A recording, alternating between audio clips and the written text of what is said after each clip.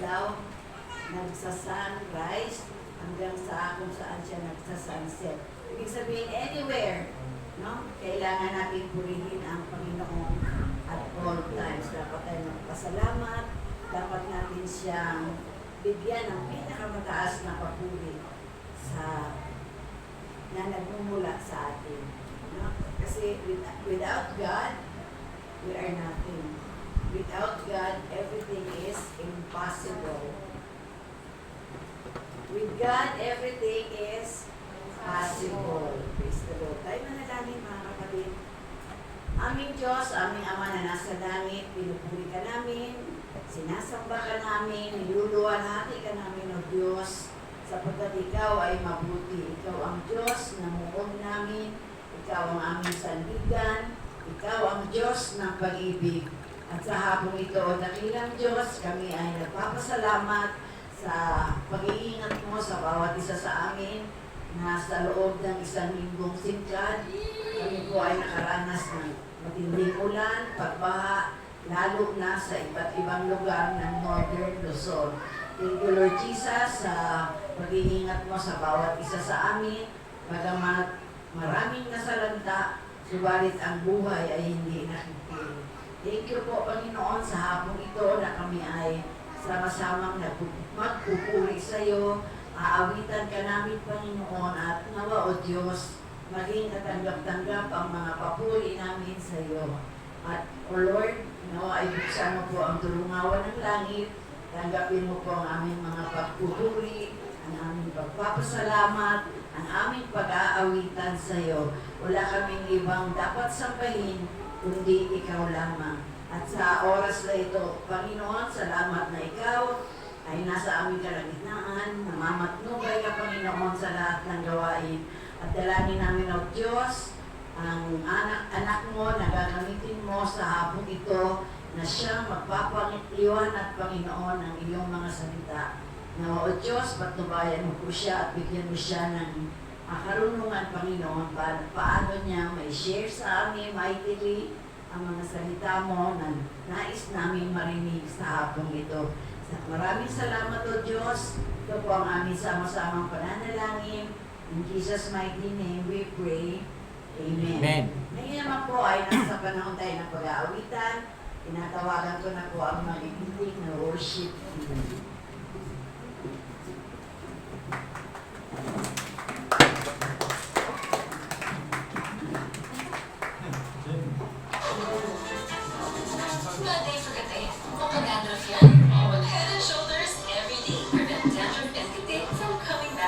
To 100% dandruff-free every day. Head and Shoulders. Magic ang kamay ni Mommy. Kahit daw sumubuti po ang buko at sipat ko. Hindi ito magic. It's GSP Pro with eucalyptus oil that relieves coffee cream and menthol that relieves body aches and headache. Pasok ka ito more with its Pro.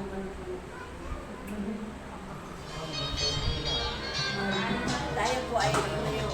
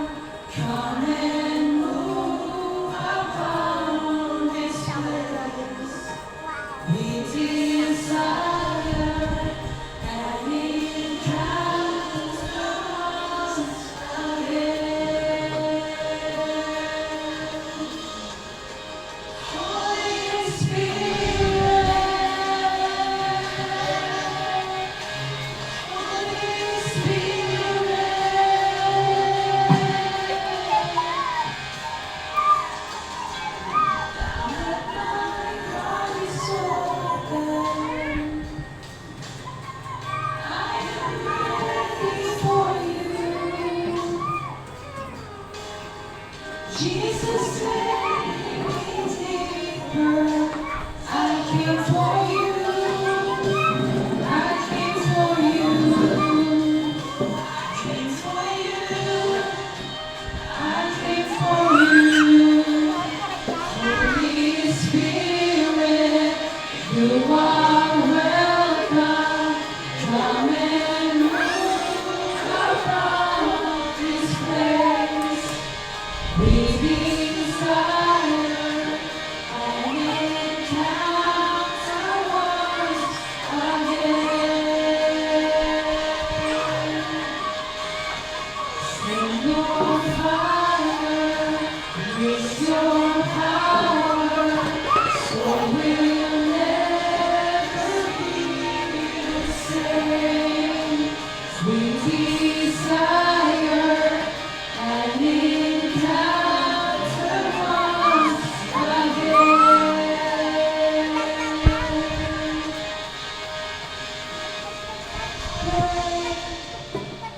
You make room,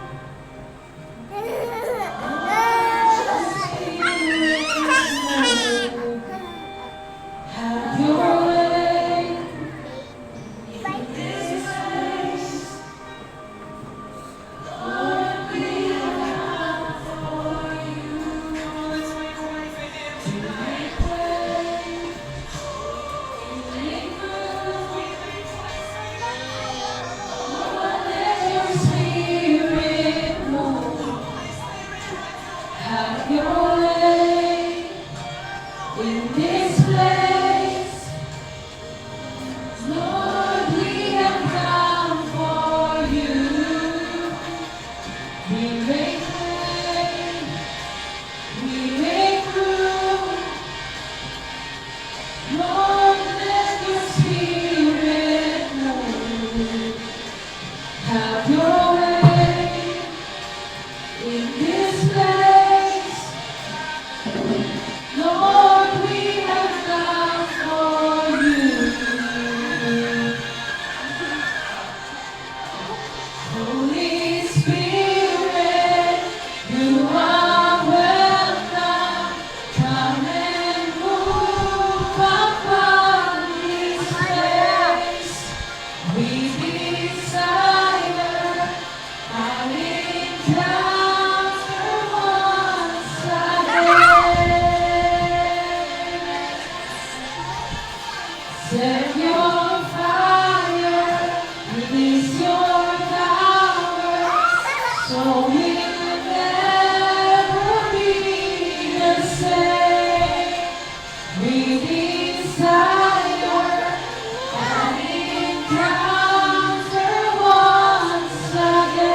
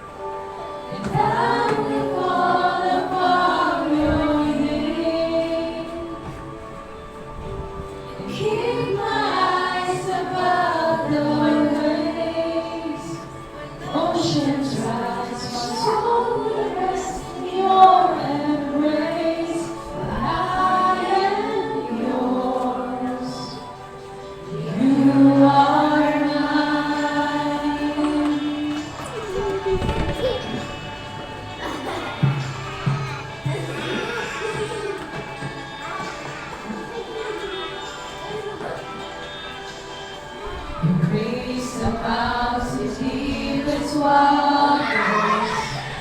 It's overrated. You be my guide. Beneath my faith and fear surrounds me.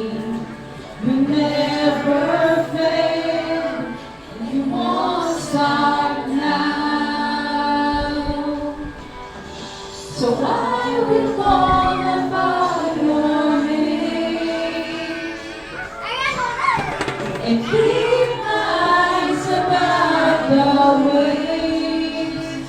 The oceans rise, my soul will rest in your embrace. For I am yours, and you are mine.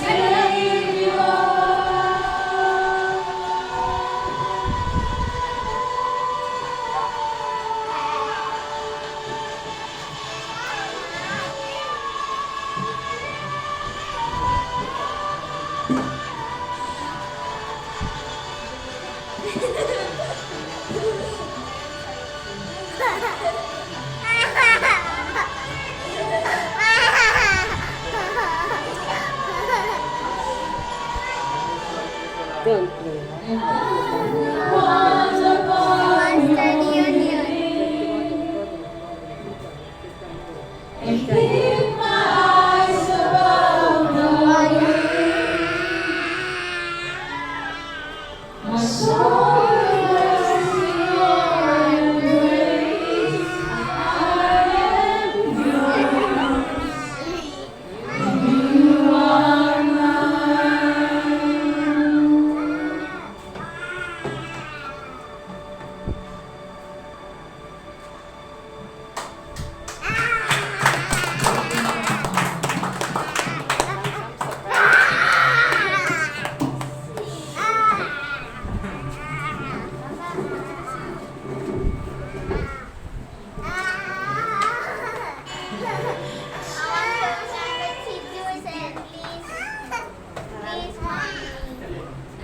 Hello.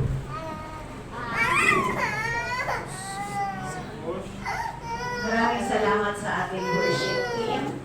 At ngayon naman ay nasa bahagi na tayo ng pakikinig ng salita ng Diyos na dadalhin sa atin ngayong hapon ng ating muling pastor, Edgar San Miguel. Siya po ay magpapatuloy na.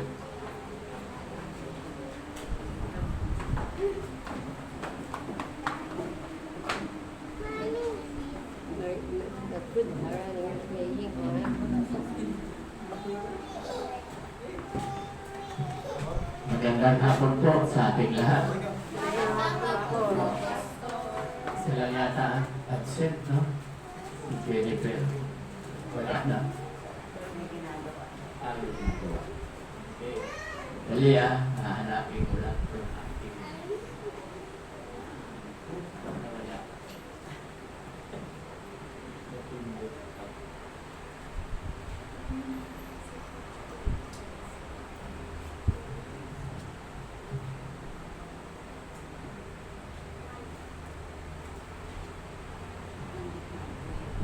Okay. So, nakikita nyo naman ang ating paksa o topic. Nababasa ba? Pakibasa na. Ang mananatiling tapat hanggang wakas ang siyang magliligtas. Maliligtas. Ang manatiling tapat hanggang wakas ang siyang maliligtas. Okay. So, tayo po ba ay mananatiling tapat sa ating Panginoon? Diba? Napakaliwanag. No? Hindi yan sa membership. Halimbawa, lilipat kayo ng church. Basta si Jesus ang pupuntahan nyo, walang problema. No? Ang masama lang, kung ibang church na hindi si Kristo, no? Hindi ka maliligtas. Kasi ang sabi, ang manatiling tapat hanggang wakas ang siyang maliligtas. Manatili tayo tapat kay Jesus. Okay. So, mayroon po ako sa... yan, mababasa rin po natin yan sa Matthew chapter 24, verse 13. No? But he that shall endure unto the end, the same shall be saved. Datatwat ang magtiis hanggang sa wakas ay siyang maliligtas. So, ang ating pong pag-aaralan, sa hapong ito ay tungkol po kay Propeta Isaias. Sino po sa inyo ang nakabasa na sa Bible yung Isaias? Kahit isang verses o dalawa. Pakitaas ang kamay. Good. Mayroong nagbasa. Sino pa? O, mayroon kayong memory verse sa Isaias? Wala. Okay. So, alam po ninyo, itong Book of Isaiah, kahit ako nagulat ako. Kasi ito rin ang ibinigay sa akin ni Lord. Kasi bago ako mag-message dito, naghahantay ako sa ating Panginoon ng revelation. kung ano ang dapat kong ipahayag para sa inyo. So, ang sinabi sa akin ni Lord, itong aklat ni Propeta Isaias ang ituro. Dahil napakaganda po. Kahit nga ako nung nabasa ko, kasi hindi ko naman yan nababasa the whole book of Isaias Mahirap basahin kung babasahin mo. Pero, ang kagandahan ngayon, mayroon na po audio. 4 hours lang. Basa mo na lahat. Actually, hindi ka nagpapasa. Audio nakikinig ka na lang. No, minsan nga, dahil 4 hours hindi maiwasan na hindi ka makatulog. Kaya nakatulog ako, ulit na naman. Paulit-ulit. Napakaganda po. ng mensahe kay Propeta Isaiah. Ikukwento ko po sa inyo. Yung kwan lang, pahapyaw lang, hindi lahat. Kasi pag lahat ng book of Isaiah, abutin tayo rito ng alas 12 ng gabi, payag ba kayo? Lalo hindi. No? Talagang, so, nag-umpisa ako, 20 to 6. Anong oras nyo gustong matapos? Dahil nagpasimula tayo, alas 5:15. Gusto nyo ba alas 6:15 tayo matapos? Okay. Okay, so, ito. Ang pahapyaw lang nagkataon kasi na itong Syro o Babylon, nasasakop na ang Israel. No? Nagkaroon ng gera. Ngayon, kahapon may putukan, di ba? May gera. Anong nasa balita? Cambodia and Thailand. Thailand, no? Thailand. Kita nyo? Sunod-sunod ang gera. Di ba? Yung Iran, Israel, tapos yung Russia, Ukraine. So, sunod-sunod, di ba? Hula na yan ni Jesus Mababasa po natin yan sa Matthew chapter 24, verse 7. Sapagkat maglalaban bansa sa kapwa bansa, kaharian sa kapwa kaharian, at darating ang tagutom. Di ba? Dumarating na ngayon ang tagutom. No? Okay, so, ibalik natin kay Isaias. Nakukod na ang Jerusalem. Pag pinasok sila, patay lahat sila, mauubos sila. So, natakot sa panahon na yun, si King Ahaz ang hari. So, noong panahon kasi, humihingi yan ng payo sa propeta. So, si Propeta Isaias, tinanong ni King Ahaz, ano ba? Ano bang mangyayari sa atin? Sabi sa audio pag binabasa, takot na takot itong mga sundalo, maging si Haring Ahaz, takot na takot. Dahil alam nila, kapag pinasok sila, patay silang lahat. So, tinatawag si Propeta Isaias, ano ba ang sinasabi ng Panginoon? Kasi ang propeta po, noong panahon, talagang kinakausap yan ng Diyos. Sa panahon naman ngayon, ang kinakausap ng Diyos, hindi propeta. Kami mga manggagawa ng Panginoon. Pero hindi po kami propeta. Kasi ang propeta po, natapos yan, ang last prophet, si Jesus. Siya po ang last prophet. Na mababasa po natin sa Deuteronomy chapter 18, verse 15. So siya. Kaya kung halimbawa, nakausap ako ngayon, pangitain lang naman ang binibigay sa akin. Vision. Pangitain. Katulad ni Propeta Isaias. Sabi niya, may ibigay sa akin si Lord ng pangitain. Sige, ano yun? Kasi takot na takot sila dahil naghahanap sila ng tulong sa Diyos na manalo sila. Kasi noong panahon, pag naggera, yung 300 lang kalaban ang 30,000. Talo. Gideon, di ba? Yung 300. Kaya yun ang inaasahan nito ni Haring Ahaz na ganun ulit ang mangyari. Kaya ang sabi, alam niyo ba kung anong sagot? May pangitain po sa aking binigay. Sabi kay Haring Ahaz. Ano yun? Ano yung pangitain na yun? Sapagkat mayroon daw isang dalaga na manganganak at tatawagin Emmanuel. Wow! Diba? Kung halimbawa nung panahon, nandoon na tayo, yun ang naisip ko eh. Paano pala kung nung panahon buhay na ako? Sapagkat ang isang dalaga, manganganak at tatawagin Emmanuel. Diba? Maniniwala ba kayo? Dalaga? Walang asawa? Mga anak? Ngayon kasi, alam na natin dahil tapos na, nangyari na. Alam niyo mga sabi sa Bible, sa Isaiah, 7 siglo. 7 siglo bago nangyari yun. 7 siglo. Ano ang ibig sabihin ng siglo? 100 years ang bawat isa. So 700 bago ipinanganak si Emmanuel, si Jesus. Okay, so hindi sila maniwala. Nililibak sila. Nililibak si propeta. Maging ang kamag-anakan niya, nababaliw na yan. Sabi, nababaliw na yan si propeta Isaiah. Pwede ba mga anak ang dalaga? No? Sa panahon nila.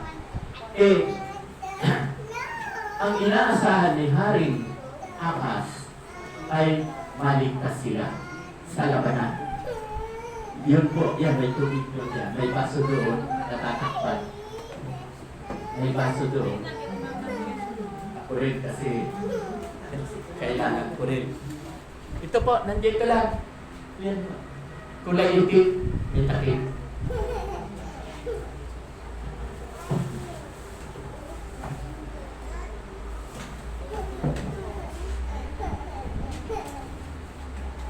So, ibalik ko kay Haring Akas. Ano ba yung sinasabi mo? Na isang dalaga manganganak ng isang lalaki at tatawagin Emmanuel. Alam niyo po ba ano ibig sabihin ng Emmanuel? Pakitaasan ng kamay. Sinong nakakaalam? Ano po? Very good. Kaninang tanghali, walang nakasagot. Hindi talaga nagbabasa ng... Tinanong ko eh, kahit isang verse. Nagbabasa ba kayo ng Isaiah? Wala. Salamat naman, dahil tapat sila. Totoo. So, tingnan niya, ang Diyos ay sumasa atin sa Tagalog. Okay. So, sa madaling salita, si Jesus talaga ay Diyos.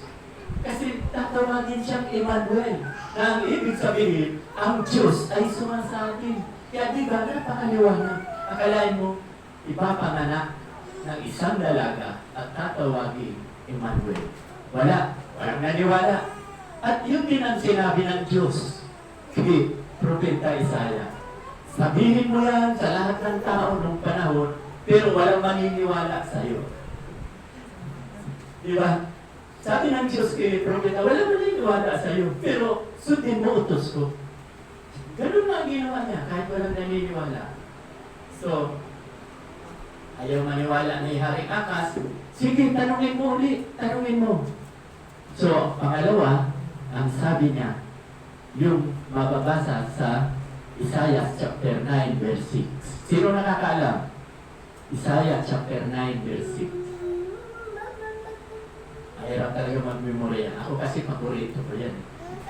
Ang sabi po sa Isaiah chapter 9 verse 6, sapagkat may ipapanganak ng isang sanggol na lalaki, ang siyang mamamahala sa atin, ang mabuting tagapayo, ang makapangyarihan Diyos, walang hanggang Ama at prinsipi ng kapayapaan.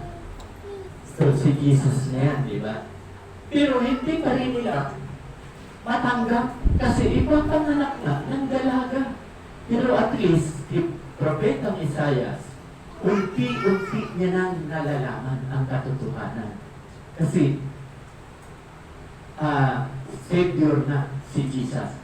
Alam niyo kasi, ang hinahanap ni Haring Akas noong panahon na yun, dahil matatalo sila, pag pinasok sila ng Syria, patay silang lahat. Kaya ang hinahanap nila na katulad ng Gideon na kahit kaunti sila, mananalo sila. Pero hindi yun ang sagot ng makapangyarihang Diyos. Ano ang sagot ng makapangyarihan Diyos? General. Ano yung general na sagot? Yung salvation. Diba? Kapag nananampalataya tayo kay Jesucristo, maliligtas tayo. Diba sabi sa Ephesians chapter 2 verse 8 and 9, we are saved by grace through faith in Christ Jesus. Yun ang gusto ipahayag ni propeta na hindi nauunawaan nitong mga tao noong panahon. Dahil ang gusto nga nila, manalo sila sa labanan.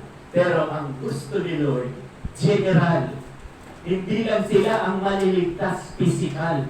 Kasi ang hinahanap ng Haring Akas, ang hinahanap niya, physical, na maligtas sila noong panahon na yun.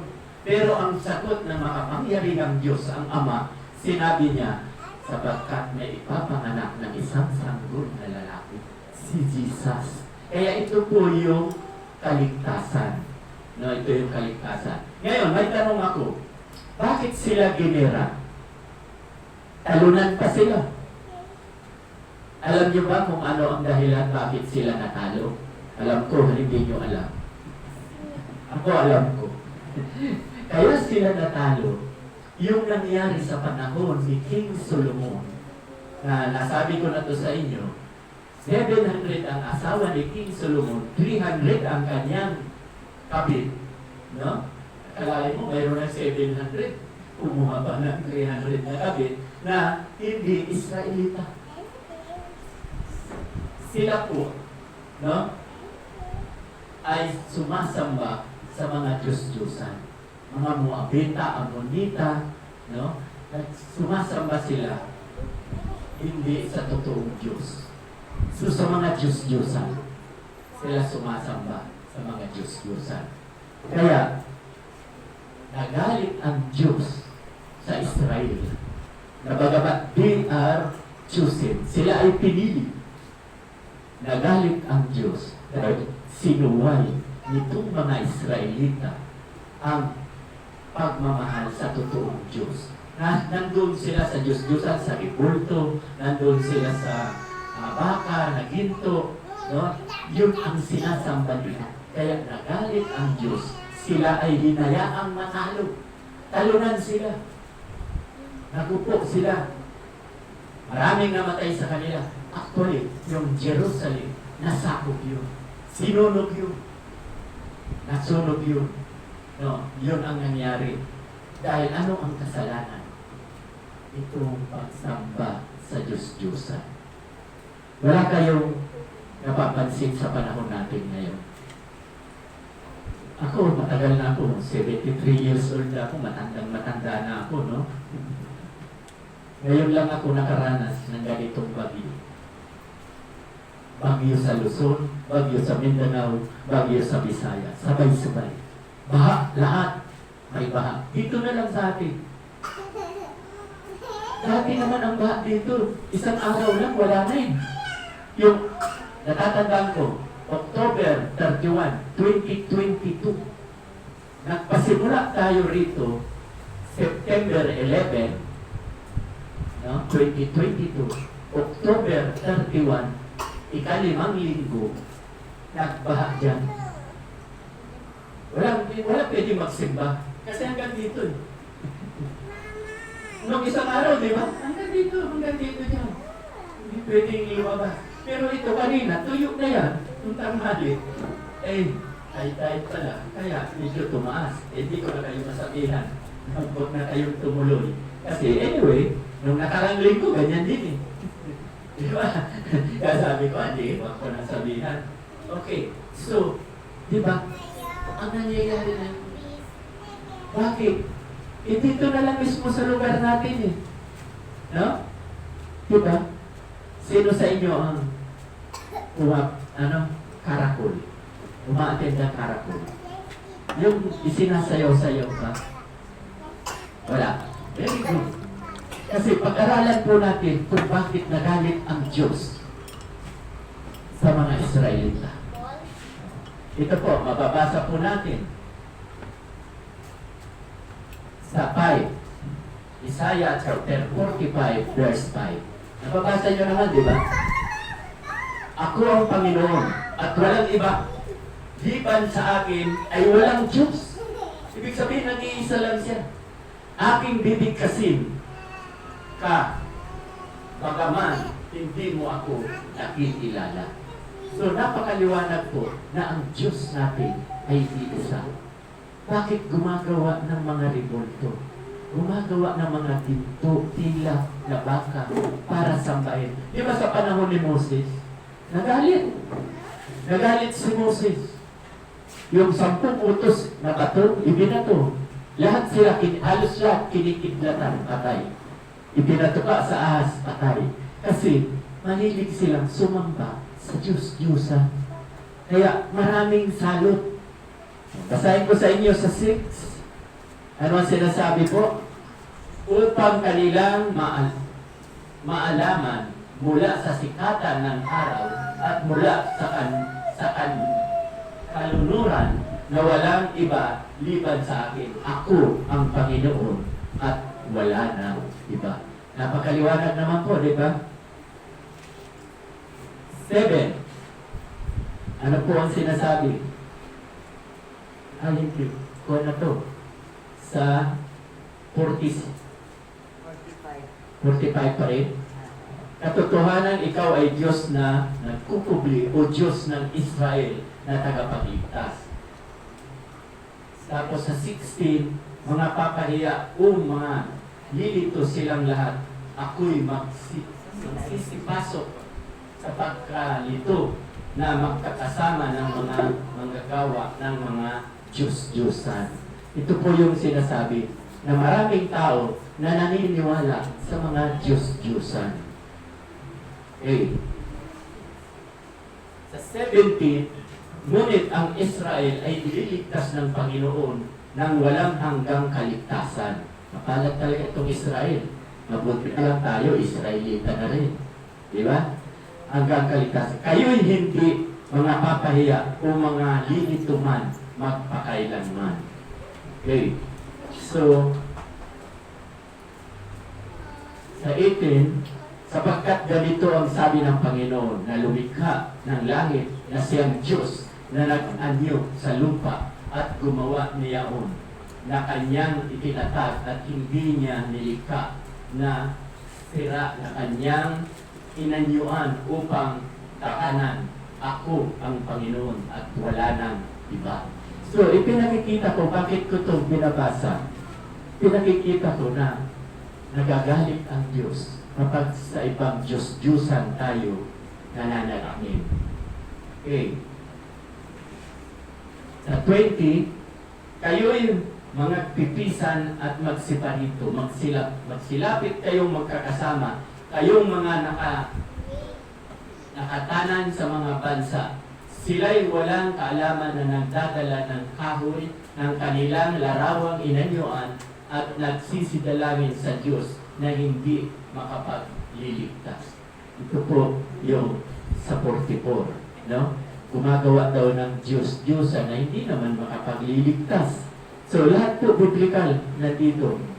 Kaya nagpapahayag at nagpagsasabi, oo, magsanggunian silang magkakasama. Sinong nagpakilala nito mula ng mga unang panahon?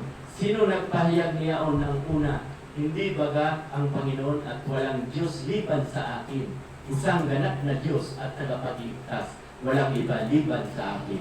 Si Jesus po ay tagapagligtas. Okay. Kayo'y magsitingin sa akin at kayo'y mga ligtas. Lahat ng tagawakas ng lupa, sapagkat ako'y Diyos at walang iba liban sa akin. No? Sa Panginoon ay aariing ganap ang buong lahi ng Israel at luluwalhati. Okay, so tutuloy-tuloy ko na po. Kanilang mga Diyos-Diyusan ay pasan sa ibabaw ng mga hayop at sa ibabaw ng mga baka. Ang mga bagay na inyong daladalang inilibot ay mabigat na pasan sa pagod na hayop. Diba? Mabuti nga dito, hayop ang nagpapasan. Eh dito sa atin, hindi hayop. Diba? Karakol, hayop ba nagpapasan? Tao. nahihirapan tayo. Galit na galit ang Diyos sa mga Diyos-Diyosan. No? Kaya, aywan, bakit ngayon, di ba? Unang-una, hindi nakakasundo ang mga politika. No? Salot ang dumarating sa atin. Unang-una, gutom. Yan ang number 1. Pangalawa, gera. Pangatlo, lindol. Diba? May kinakatakutan ngayon. The big one ba yun? The big one. Kinakatakutan ngayon. Kasi, intensity 9, lulubog daw ang Manila. Pero, hindi ako naniniwala. Matagal pa mga sabi ko nga sa broadcast din. Mga 4 na araw na lang, lulubog ng Manila. Hindi ko tataw. Anong matagal, Pastor? 4 na araw na lang. Diba? Basahin nyo sa Revelation. Ang 1,000 taon sa Diyos ay 1 araw lang. Kung 4 na araw, 4,000 years pa bago mangyari yan. Yan ang revelation sa akin ni Lord. Yan ang pahayag niya. No? Baka matulad ako kay ano ba yan? Propeta Isaias. Nababaliw na yata si Pastor San Miguel. Hindi ang bisyo ng Panginoon. Binibigay po yan sa amin. Kaya hindi po mangyayari. Yung inaabangan ngayon. April pa yun, inaabangan na magkakaroon ng lindol 9, intensity 9, 7 nga lang, baksak lang ang building yan. Okay, so, ang ipinakikita po rito, tuloy-tuloy ko na.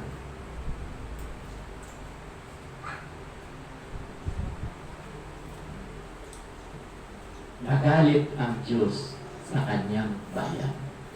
Ang Israelita po ay kanyang bayan. Bakit? Ano ang ikinagalit niya? Ang ikinagalit niya, yung totoong Diyos na nagyalang sa atin, walang sumasamba. Ang sinasamba nila, mga Diyos-Diyosan, mga batang, mga hayop. No? Kaya, ang parusa, di ba? Naparusahan sila. Talunan sila sa labanan. Talunan sila sa labanan. Pero, yung tumalo sa kanila, yung Babylon, nagalit ang Diyos.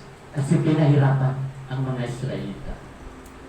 Ang Babylon po, sabi sa Isaias, dinunaw sa loob lamang ng isang gabi. Tinulbos, patay lahat. Patay lahat ang Babylon, mga Babylonians. Patay lahat sila dahil doon sa pahirap na ginawa nila sa mga Israelita.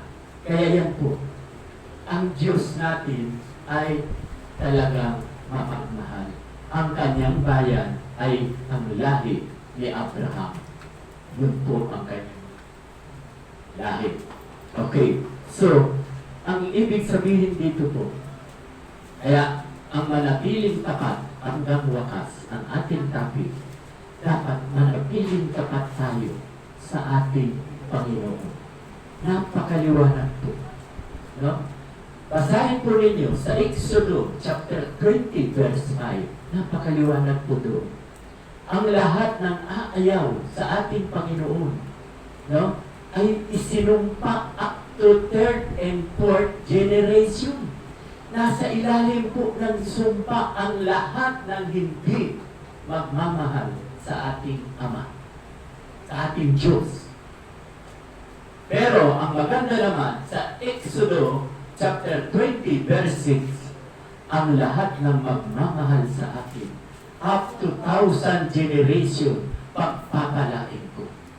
Kaya ito po ang magandang message para sa atin, ang manatiling tapat hanggang wakas sa ating Panginoon.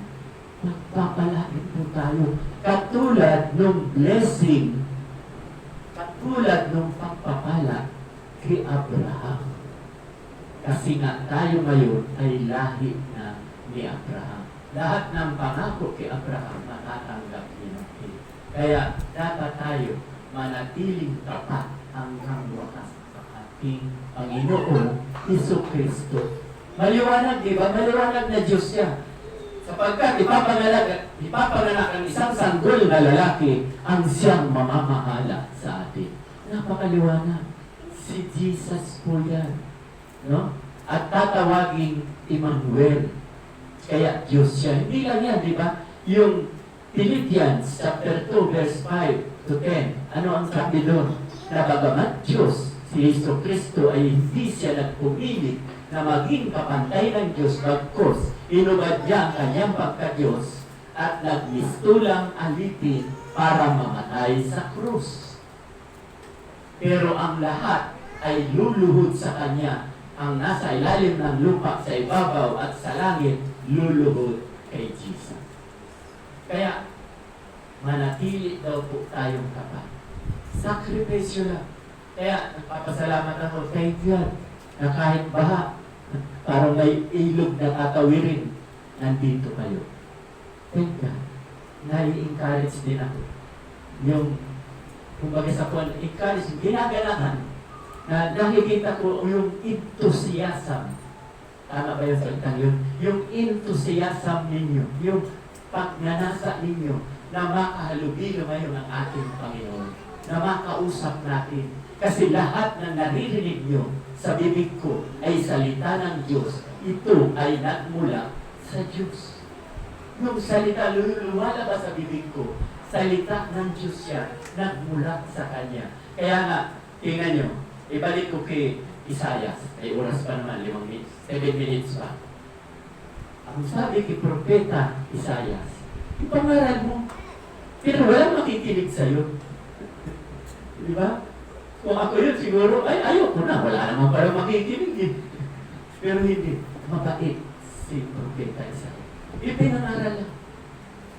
Katulad dito sa atin. Thank God, sa panggabi, dumadami kayo. Tingnan nyo. Kahit walang makinig sa akin dito, ipapangaral ko pa rin. Kahit sa broadcasting, walang makinig. Pero dami nakikinig eh. Sa broadcasting, umaabot po ng 600, 400, 500. 100 lang ang makakilala sa Panginoon. Masaya na ako.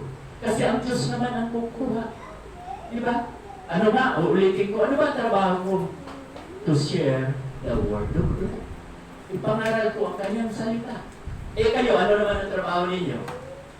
Pagkataas na ang kamay, matagal ko nang sinasabi, ano ang trabaho ninyo? Magpuri at sumunod. Magpuri Magpuri at sumunod sa Panginoon. Sumunod sa Panginoon. Puri daw at magsumunod sa Panginoon. Oo, pero hindi yung trabaho. Yung trabaho, ano ang gagawin nyo? Magdala ng evangelize. Magdala. Mag-evangelize. Yun ang... Diba? Ako, kung wala kayo dyan, paano ako makakapag-share? O, pero kung kahit dalawa lang kayo dyan, mag-share ako. Dahil nakapagtatanim ako, ang ibig sabihin, yung salita ng Diyos tulad ngayon na naririnig ninyo, natatamnan ko ang inyong puso.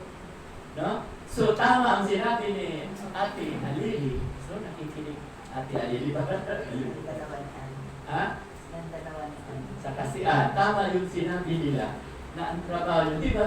Mateo chapter 28 verse 19, therefore go and make disciples of all nations and baptize them in the name of the Father, the Son, and the Holy Ghost. Yun po ang tama. Kasi, tingnan nyo may trabaho ako. Sabi sa 1 Corinthians chapter 3 verse 5 to 7, si Pablo ang nagtanim, si Apollos ang nagdilig, subalit ang higit na mahalaga, ang Diyos na nagpapatubo at nagpapalago. Kaya kung kayo ay nagdala rito, kaya pinag-pray-pray ko pa yung classmate ni Daniela, ang Diyos ang kikilos niya. Huwag kang sumuko, madala rito yan, lalago. So, may division of labor tayong tatlo. May trabaho ang Diyos, may trabaho kayo, may trabaho ako.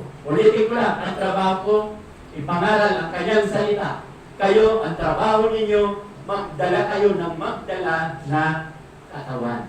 Dahil ang katawang lupa, ang katawang lupa sa kanyang puso ay natatamnan ng salita ng Diyos. At kapag nasa puso na ninyo ang salita ng Diyos, may trabaho naman ang Diyos. Kayo ay at tutubuin, lalago, at mamumunga. Di ba? Pag nakapagdala kayo rito na naging Kristiyano, may bunga na kayo. Mayroon na kayong crown sa langit. No? Payag ba kayo noon? Bawat isang kaluluwa na dala mo, mayroon kang matatanggap na crown sa langit. Amen. Nasa Bible yan. Nasa Bible. Okay. So, magandang challenge. Kaya, ang manatiling tapat hanggang wakas ang siyang maliligtas. Maging tapat tayo sa ating Panginoon. Huwag tayo sa mga Diyos-Diyosan. No? Ikinagalang ko rin yan. Kasi yun ang kanilang paniniwala eh. Yun ang paniniwala nila. May nakasuksok pa rin noon, gin. San Miguel Gin, yung bilog. Minsan lapad, tanduan. Habang sinasayaw-sayaw, tumutuga. Kasi masarap eh, ganado eh. No, pinapawisan. Totoo ba yan sinasabi ko? Nakikita ko yun noon. 1976 pa po ako sa Panamitan at dito sa Tabor. Paano kita, 1976 ako, up to 1985. 1985, nandito na ako. Nakikita ko kung lahat yan. No? Kasayaw-sayaw. No? Sasaya nila eh. Nakangitis talaga. Pero ang hindi nila alam, galit na galit ang Diyos. Kaya ito, hindi na tayo nawala ng kalamidad. Laging may kalamidad na nangyayari. Iyan ang ginagawa ng Diyos. Pahihirapan. Ang problema, nadadamay tayo, mga totoong Kristiyano. Nadadamay tayo. Tulad niyang bahang yan. Di ba? Ang lahat eh. Damay. Lahat, damay. Ang kahirapan natin, natatuto. Lahat, damay. Okay. Dahil ako ay may isang salita, 6:15 na, magandang gabi po sa ating lahat.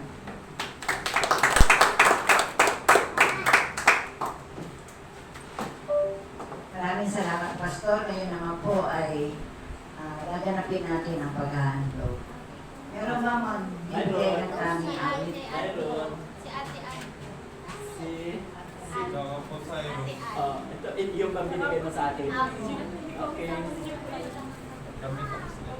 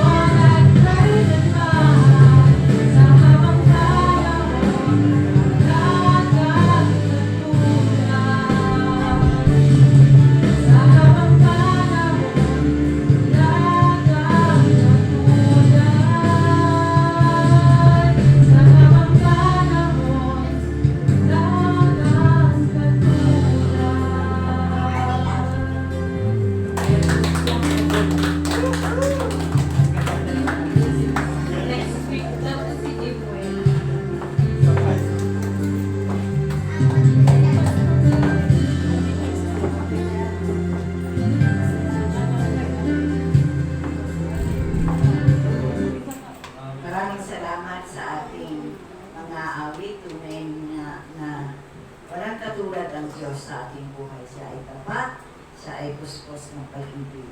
At sa mga oras na ito, nais ko po galing sa panalangin ang ating mga handog. Pagpasalamat natin ang mga natanggap nating biyaya.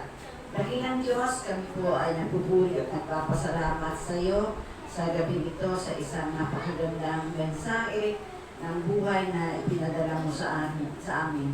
Tunay, Panginoon, na dalangin namin na tulungan mo kami maging tapat hanggang wakas, O Diyos. Madatnan mo ang bawat isa sa amin na patuloy na nagtatapat sa iyo. Pagpalain mo po ang mag-asawang Mel at Alex sa kanilang pangunguna, O Diyos, sa kanilang mga anak. Naway patuloy po silang bigyan ng kalakasan, patuloy po silang ingatan at subaybayan.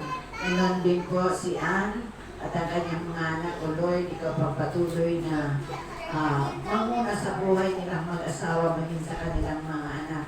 Ganon din kay Ate Aleli, na bagamat siya ay bagong panganak, hindi nanginag lang ito, Panginoon, upang siya ay patuloy na lumapit sa pagsamba sa iyo. Pagpalayan na po ang kanyang mga maliit na anak. Nawa ang mga batang ito ay lumaki na malusog at malayo sa sakit at patuloy mo pong gabayan ang mga batang ito. Gabayan mo po ang mga magkakapatid na ito sa kanilang pagpapalaki sa kanilang mga anak na, O Diyos. Turuan mo po sila upang maging mabuting Kristiyano ang mga anak nila. Ganon din po ang mga kaliliit at mga batang ito. Pagpalain mo po sila, lalo sa kanilang pag-aaral, Panginoon. Ingatan mo po sila at subaybayan at bigyan ng kalusugan at karunungan, Panginoon. Ganon din si Daniela, si Cyrus, si Jimwell, maging si Angel Faith, O Lord. Dalangin ko po, maging si Malu, Lord Jesus, ikaw po ang nakatungay sa buhay nila. Ikaw po, Panginoon, ang mamuna sa kanila, sa bawat gagawin nila sa kanilang buhay, sa kanilang pagpaplano, O Diyos. Nawa, plano mo ang siyang mangibabaw, Panginoon. Hindi ang kanilang kagustuhan, kundi ang kalooban mo. Pagpalain mo rin po si Ayen at saka si Ashley, O Lord, naman ang kanilang mga naisin sa buhay. Ikaw po, O Diyos, ang patuloy na magturo sa kanila, Panginoon, sa tamang landas ng buhay. Si Ayen din ang isang tagapanguna, Panginoon, sa mga kabataan dito. Bigyan mo po siya ng karunungan, Panginoon, paano niya mapangunahan ang mga kabataan dito, mailayo sa mga masasamang bisyo, mailayo sa mga masasamang gawain, at tulungan po rin po siya sa kanyang pag-aaral. Si Ashley din po, O Diyos, sa kanyang pagtatrabaho.